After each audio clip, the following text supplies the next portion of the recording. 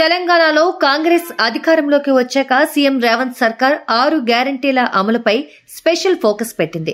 పవర్లోకి వచ్చిన 100 రోజుల్లోనే 6 గ్యారంటీలను అమలు చేస్తామని ఎన్నికల సమయంలో హామీ ఇచ్చిన హస్తం పార్టీ అందుకు సంబంధించిన ప్రణాళికను ప్రకటించింది. డిసెంబర్ 28వ తేదీ నుంచి వచ్చే సంవత్సరం అంటే 2024 జనవరి 6వ తేదీ వరకు ప్రజా పాలనా సభలు నిర్వహించి 6 గ్యారంటీలకు దరఖాస్తులు స్వీకరిస్తామని తెలిపింది. దీనికి సంబంధించిన నమూనా దరఖాస్తులను రూపొందించింది.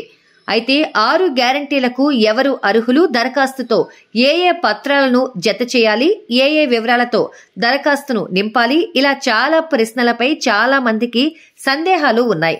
వాటన్నింటినీ ఈ వీడియోలో నివృత్తి చేసుకుందాం. ముందుగా అసలు దరఖాస్తు ఎలా నింపాలో ఇప్పుడు చూద్దాం. ముందుగా మొదటి పేజీలో దరఖాస్తు పేరు రాయాలి. తర్వాత దరఖాస్తుదారుని లింగం, కులం, పుట్టిన తేదీ, Aadhaar number, ration card number, phone number, వృత్తి వివరాలను రాయాల్సి ఉంటుంది. ఆ తర్వాత కుటుంబ సభ్యుల పూర్తి వివరాలు అంటే దరఖాస్తుదారులతో సంబంధం, లింగం, పుట్టిన తేదీ, ఆధార్ నంబర్లను పొందుపరచాలి.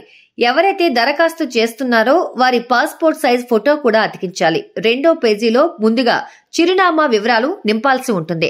తర్వాత అభయహస్తం గ్యారంటీ పథకాలు పొందడానికి వివరాలు ఉంటాయి. దరఖాస్తుదారులు వీటిలో తాము ఏ పథకాలకు అర్హులమో చూసుకొని వాటికి మాత్రమే వివరాలు ఇవ్వాలి. దరఖాస్తు మొత్తం 4 పేజీల్లో ఉంటుంది. చివరిలో ప్రజాపాలనా దరఖాస్తు రసీదు ఉంటుంది.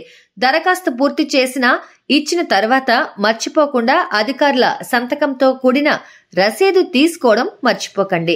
దరఖాస్తుతో పాటు ఆధార్ కార్డ్ జెరాక్స్, తెల్ల రేషన్ కార్డ్ జెరాక్స్ ఇవ్వడంతో పాటు దరఖాస్తులో పేర్కొన్న వివరాలన్నీ వాస్తవమని ధృవీకరిస్తూ దరఖాస్తుదారులు పేరు రాసి సంతకం చేయాలి.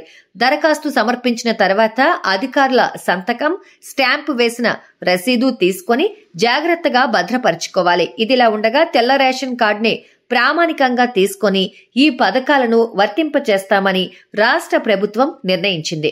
మరోవైపు కొత్త రేషన్ కార్డులు, రైతు బంధుకు కూడా ఈ కార్యక్రమంలోనే దరఖాస్తులు తీసుకుంటామని రేవంత్ సర్కార్ క్లారిటీ ఇచ్చింది.